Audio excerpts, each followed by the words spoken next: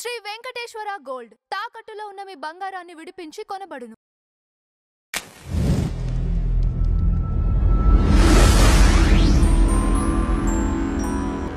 మీకు మాధురి గారికి అసలు బిగ్ బాస్ అనే ఆలోచన వాళ్ళు మిమ్మల్ని అప్రోచ్ అయ్యారా, లేదంటే మాధురి గారికి ఉన్న ఆలోచన, శ్రీనివాస్ గారికి ఉన్న ఆలోచన? నిజానికి మాకైతే ఎటువంటి ఆలోచన లేదు. ఓకే, ఫస్ట్ సీజన్ 9 స్టార్ట్ అయ్యేటప్పుడు 7th స్టార్ట్ అయింది. అక్కడికి 15 days 1 month నుంచి పిలుస్తున్నారు, అంటే ముందే రమ్మన్నారు. ఓకే, రమ్మంటే మాకున్న వ్యాపారాలు బిజీ రీత్యా మేము వెళ్ళలేదు. సరే, సీజన్ స్టార్ట్ అయిపోయింది. మళ్ళీ కాల్ చేశారు.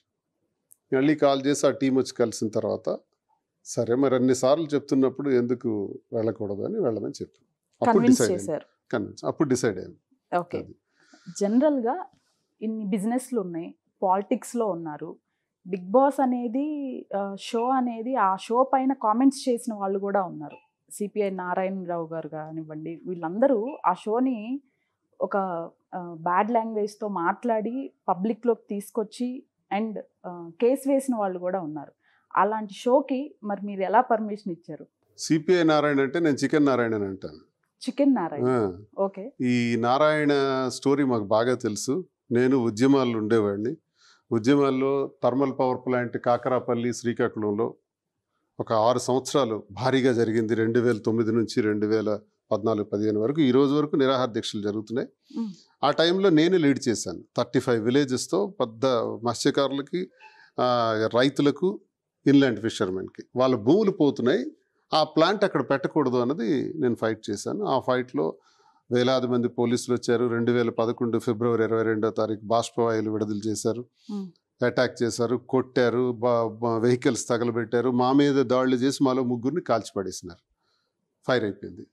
నన్ను కూడా ఫైరింగ్ ఆర్డర్స్తో వచ్చారు, నాకు జైల్లో పెట్టారు. 1600 మంది మేము జైల్లో ఉన్నాం.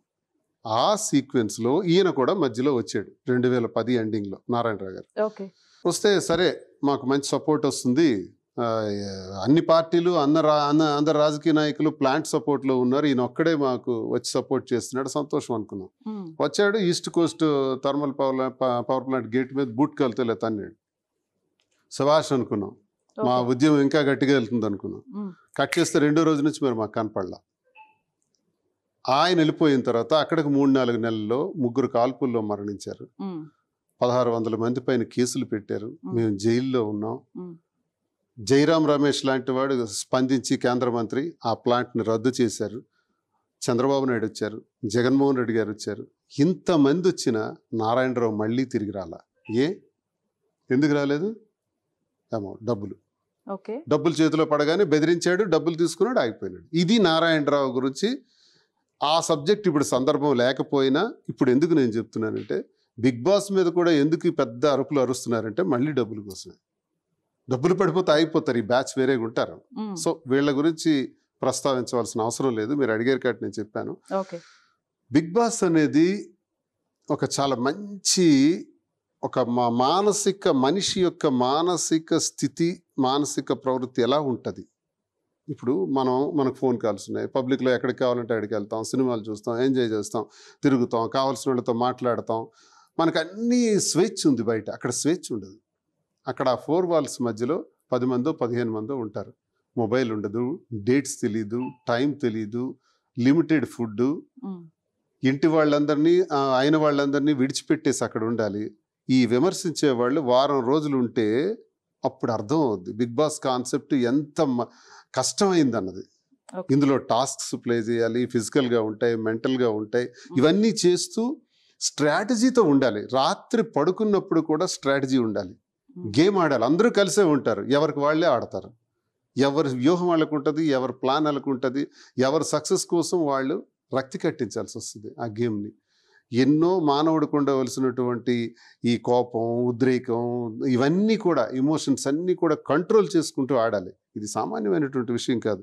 ఒక మంచి ఫిజికల్గా, మెంటల్గా, మానసికంగా ఒక మంచి ట్రీట్మెంట్ ఇది. ఒక రకంగా చెప్పుకోవాలంటే మనిషి తనకు ఉన్నటువంటి బ్యాడ్ హ్యాబిట్స్ ఏవైతే ఉంటాయో, గట్టిగా కోపం అవటం, లేదా ప్రతిదానికి ఏడ్చేయటం, ఒంటరిగా ఫీల్ అవ్వటం, డిప్రెషన్లోకి వెళ్ళటం, ఇలాంటి వాళ్ళు కానీ అందులో అలవాటు పడితే మళ్ళీ జీవితంలో ఎప్పుడు కూడా ఆ చెడలవాట్లు ఏముంటాయి అటు నుంచి బయటపడి బ్రహ్మాండంగా మనిషి తయారవుతాడు.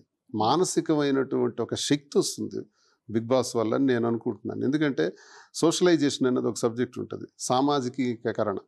ఒక మనిషి ఒక ఇద్దరు అక్క చెల్లెల్ని సోషలైజేషన్ గురించి ఒక బిడ్డని అడవిలో పెంచారు, ఒక బిడ్డని సమాజంలో పెంచారు. సమాజంలో పెరిగిన బిడ్డ సామాజికీకరణ పొందింది, సోషలైజేషన్ పొందింది. బట్ అడవిలో పెరిగిన బిడ్డ కాళ్ళతో బొంగురుతుంది, జంతువులా ప్రవర్తించింది. ఏంటి తేడా? ఆ సోషలైజేషన్ అన్నది ఆ బిడ్డలో రాలేదు, ఈ బిడ్డలో వచ్చింది. ఇద్దరు అక్క చెల్లెళ్ళే. ఇది జరిగిన హిస్టరీలో ఉన్నటువంటిది. సో దీన్ని మన బట్టి మనకేం అర్థం అవుతుంది? మనం ఈ సమాజంలో ఎన్నో సమస్యలను ఎదుర్కొంటుంటాం. ఎదుర్కొంటూ కొన్ని సక్సెస్ అవుతాం, కొన్ని ఫెయిల్ అవుతాం డ్యూ టు అవర్ బిహేవియర్. మనలో సరైనటువంటి అవగాహన లేక, దేన్ని ఎలా ఎదుర్కోవాలో తెలియక, ఎప్పుడు ఏం మాట్లాడాలో తెలియక చాలా నష్టపోతుంటాం కొన్నిసార్లు. ఒక్కోసారి ఒక మాటే ఒక దేశాన్ని కలుపుతుంది, ఒక మాటే దేశాన్ని మధ్య యుద్ధం క్రియేట్ చేస్తుంది, ఒక మాట. సో దీన్ని బట్టి ప్రతి మనిషికి కూడా కొన్ని అనుభవాలు అవసరం. అనుభవాలకు బిగ్ బాస్ ఒక మంచి వేదిక, అలాగని అందరికీ అవకాశం రాదు, వాళ్ళు ఇచ్చేదే చాలా తక్కువ. ఇక్కడ బిగ్ బాస్ లో మాక్సిమం సెలబ్రిటీ స్టేజ్ వాళ్ళని ఈసారి మాత్రం కామనర్స్ కి ఎక్కువ ఛాన్స్ ఇచ్చారు. బట్ వాళ్ళకు కూడా అగ్ని పరీక్ష అని ఒక 2 months ముందు నుంచే వాళ్ళకి ప్రాక్టీసెస్ అయ్యాయి.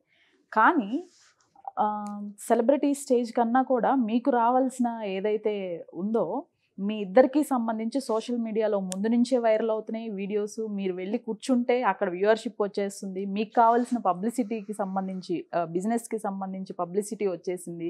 ఆవిడ సోషల్ మీడియా అకౌంట్స్కి కూడా విపరీతమైన ఫాలోయింగ్ ఉంది. అలాంటప్పుడు మాధురి గారు ఎందుకు వెళ్ళారు అసలు బిగ్ బాస్ హౌస్? నిజానికైతే మాకు అవసరం లేదు, మాకున్న బయట ఉన్న పాపులారిటీ చాలు. మా బిజినెస్లకు ప్రజలు తెలంగాణ, ఆంధ్రప్రదేశ్ నుంచి బ్రహ్మాండంగా సపోర్ట్ చేస్తున్నారు.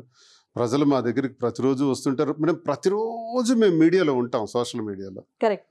మా బిజినెస్ ప్రమోషన్లోనూ, లేదా మేమిద్దరం యాడ్స్ ఇవ్వటం ద్వారానో, లేదా స్టేట్మెంట్స్ ద్వారానో, రాజకీయంగానో వీక్లీ 4-5 times మా వీడియోలు వెళ్తూనే ఉంటాయి. వెళ్తున్న దానికి మాకు బిగ్ బాస్లో ఉన్నా ఒకటే, బిగ్ బాస్ బయట ఉన్నా ఒకటే, ఇంకా బయటే మాకు ఎక్కువ ఉంటుంది. సో ఇది పెద్ద అవసరం లేదే. కానీ వాళ్ళు పిలిచారు, సరే ఎంతో మంది ట్రై చేస్తారు అని అవకాశం మనకు అది వస్తుంది. ఎందుకు వై డోంట్ వి ట్రై? పోనీ మాధురిని కూడా ఒకసారి చూద్దాం ఎలా ఎదుర్కోగలుగుతుందో, ఇండివిజువల్గా తను ఎలా ఫేస్ చేయగలుగుతుందో. తనకి చిన్న చిన్న మైనస్ పాయింట్స్ నేను గుర్తించాను. చాలా మంచి మనిషి, మనసు చాలా మంచిది. ఎవడైనా కష్టాల్లో ఉన్నాడంటే కరిగిపోయి రహస్యంగా వెళ్ళి తీసుకెళ్ళి ఇచ్చేస్తుంది డబ్బులు కూడా. ఆర్థిక సహాయాలు విపరీతంగా చేస్తుంది. ఆకలితో ఉండేవాడికి తనే భోజనం పెడుతుంది వండి. టెక్కల్లో కనీసం రోజుకు 100 మందికైనా తను ఉంటే భోజనాలు అక్కడ వండి పెడుతుంది. ఇక్కడైతే ఒక 25-30 మంది రోజు తనే వండుతుంది. అలా వండి పెట్టడం తనకిష్టం, ఆకలి తీర్చడం ఇష్టం. తను తినాలనుకోదు, అందరికీ తినిపించాలనుకుంటుంది. చాలా మంచి గుణాలు ఉన్నాయి, దయ, దాతృత్వం అన్నీ ఉన్నాయి. కానీ కోపం ఉంది. ఆ కోపం వచ్చేటప్పుడు నేను ఎన్నోసార్లు చెప్తాను, పదం, భాష. ఆ భాష, కోపంలో కూడా మనం తగ్గాలి. కోపంలో ఏమీ ఆలోచించకూడదు, కోపంలో నిర్ణయాలు తీసుకోకూడదు. కోపాన్ని కోపంగానే తొక్కేసి ప్రశాంతంగా ఉన్నప్పుడే మనం ఏదైనా నిర్ణయం తీసుకోవాలా. ప్రశాంతంగా ఉండేటప్పుడే మనం మాట ఆడాలి, కోపంలో మాట్లాడకూడదు. కోపంలో మనలో ఉన్న వేరే భావాలు వచ్చేస్తాయి అనేసి నేను చెప్పాను. కంట్రోల్ అయ్యింది, చాలా కంట్రోల్ అయ్యింది. బిగ్ బాస్లో ఎలా ఉంటుందా అని చూశాను. బిగ్ బాస్లో కూడా 1-2 సందర్భాల్లో అగ్రెసివ్గా మాట్లాడుకుందాం. సరే, బిగ్ బాస్ గురించి కూడా వద్దాము. మిస్ అవుతున్నారా మాధురి గారిని? అంతే కదా, ఇద్దరం కలిసే కదా ఏదైనా చేస్తాం.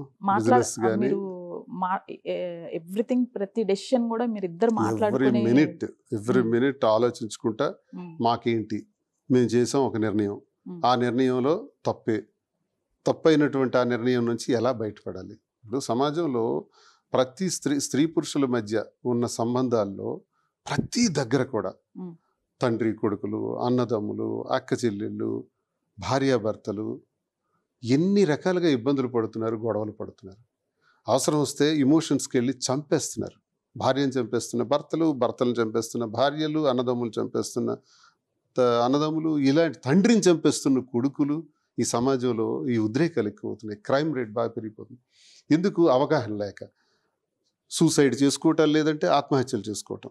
ఇది కదా సమాజంలో ఎక్కువగా జరుగుతున్నది. దీన్ని ఎలా కంక్లూడ్ చేయాలి? మేము ఒక నిర్ణయం తీసుకున్నాం, తప్పు అయితే ఆ తప్పుని సమాజానికి చెబుదాం. ప్రజలు దేవుళ్ళు, ప్రజలకు మనం ఒక వాస్తవాన్ని చెబితే మనం తప్పు చేసినా సరే వాళ్ళు క్షమిస్తారు. క్షమించే దయాగుణం ప్రజలకు ఉంది, నేను నమ్ముతాను. ప్రజలే దేవుళ్ళు అని నమ్ముతాను. అందుకే ప్రజలకు ఏ విషయమైనా చెప్పాలి అనుకుంటాను నేను. చాలామంది అనుకుంటారు షర్ట్ వేసి కప్పేస్తారు మచ్చలన్నీ. నేను షర్ట్ ఇప్పి చెప్తాను మచ్చలన్నీ, ఇదిగో నేను ఈ తప్పు చేశాను, ఈ తప్పు చేశాను, ఈ తప్పు చేశాను, మీరే క్షమించండి, మీరే నిర్ణయం తీసుకోండి. ప్రజలను అడిగాను, చెప్పాను. 90% అబోవ్ వ్యతిరేకత ఉన్న మాకు 60-70% పాజిటివిటీలోకి వచ్చేసినాం. అన్ని రకాలుగా కూడా ఇప్పుడు మాకు సహకరిస్తున్నారు, మద్దతు ఇస్తున్నారు. ఇప్పుడు మేమేం చేయాలి? అందరిలాగా చంపలేదు, చంపుకోలేదు, ఆత్మహత్యలు చేసుకోలేదు, నిలబడ్డాం. చాలామంది జీవితాలు ఇలా ఉంటే దానికి పరిష్కార మార్గాలు ఎత్తుక్కోవాలి తప్ప తప్పుడు నిర్ణయాలు తీసుకోకూడదు అనే ఒక సందేశాన్ని ఇవ్వగలగం. ఏం దువ్వాడ శ్రీనివాస్ సందేశాన్ని ఇచ్చాడంటే, చాలామంది ఇలాగ హత్యలు చేయలా, చాలామందిలో మేము ఆత్మహత్య చేసుకోవాలా, చాలామందిలో కుటుంబాలు విడిచిపెట్టేలా, కుటుంబ గొడవలు వచ్చినా అందరినీ జాగ్రత్తగా చూసుకుంటున్నాం. ఎవరికి ఏ లోటు లేకుండా మా మీద ఆధారపడిన వ్యక్తులందరికీ మా కుటుంబాల్లో మేము జాగ్రత్తగా చూసుకుంటున్నాం. ఫస్ట్ మోటో అది. Second, public. రాజకీయాల్లో ఉన్నాం కాబట్టి జనాలను ఎలా చూసుకోవాలి, నప్పించాలి, ఒప్పించాలి, చేసిన తప్పు వాళ్ళకే చెప్పి వాళ్ళ దగ్గర నుంచే మనం మంచితనాన్ని పొందాలి అని మన మంచితనంతో ప్రజల్లో కూడా వెళ్తున్నాం. అంతేకాదు వ్యాపారాలు చేయాలి. వ్యాపార రంగంలోకి వస్తే ఈరోజు ఒక 100 మంది బ్రతుకుతున్నారు మన మధ్య. దీన్ని ఇంకా ఎక్స్టెన్షన్ చేస్తే ఒక 1000 మంది బ్రతుకుతారు. ఉన్న టైం అంతా 10 మందికి ఉపయోగపడేటట్టు ఉండాలనే ఈ కాన్సెప్ట్ మేము ఇవ్వగలుగుతున్నాం. ఏం చెప్తున్నాం అంటే ఇది చెప్తున్నాం. అలాంటి ఎక్కడ అన్యాయం చేయలేదు, నేను రాజకీయంగా ఇంతవరకు అవినీతి చేయలేదు, భూదందాలు చేయలేదు, అక్రమాలు చేయలేదు. ఎవరైనా మా ప్రాంతానికి వెళ్ళి విమర్శకులు ఉంటే ఆ టెక్కలు వెళ్ళి దువ్వాడ శ్రీనివాస్ ఎలాంటి వాడు అని ఒక 4 రోజులు తిరగండి. తిరిగితే నేను ఎలాంటి వాడిని ప్రజలే చెప్తారు. నేను ఎవరి దగ్గర లంచం తీసుకున్నానా, భూ కబ్జాలు చేశానా, అధికార దుర్వినియోగం చేశానా, వాళ్ళే చెప్తారు. అంత బాగా రాజకీయాన్ని కూడా నడిపాం. సరే, మా జీవితంలో ఒక చిన్న కల్లోలం వచ్చింది, ఒక విపత్తు వచ్చింది. విధి రాతిది, ఎవరు తప్పించలేరు. ధర్మరాజుకు తెలుసు జోదం ఆడకూడదని. రాజు జోదం ఆడరాజు. రాజుకు కొన్ని లక్షణాలు ఉండాలి. 7 వ్యసనాలు లాలో 7 వ్యసనాలు రాజుకు ఉండకూడదు. కానీ రాజుకు జోదమే ఉంటే సర్వనాశనం అవుతాడు. ఈ విషయం ధర్మరాజుకు తెలుసు. కానీ ఎందుకు ఆడాడు? ఆయనతో పాటు 5 అన్నదమ్ముల్ని, రాజ్యాన్ని, ద్రౌపదీదేవిని అందరినీ కోల్పోయి అడవులు పాలయ్యాడు కదా. ఆయనకి తెలియక? మనకు తెలుసునా? తెలుసు ఆయనకి విధి వ్రాత. కృష్ణ పరమాత్ముడు ప్రతి క్షణంలో కూడా ధర్మరాజుని కాపాడాడు, పాండవుల్ని కాపాడాడు. ఎందుకు కృష్ణ పరమాత్ముడు ఇక్కడ సలహా ఇవ్వలేదు? ఎందుకు ధర్మరాజు వెళ్ళి కృష్ణ పరమాత్ముడికి అడగలేదు నేను జోదం ఆడొచ్చా అని? సో భగవంతుడే ఇవన్నీ మన చేయిస్తాడు. మన విధి మనకు జరగక తప్పదు. కాబట్టి మనమెంత? కాబట్టి దీన్ని ఎలా నడుపుకోవాలని ముందుకు వెళ్తున్నాం మేము. 10 మందికి ఎలా ఉపయోగపడాలన్నదే మేము వెళ్తున్నాం. ఇది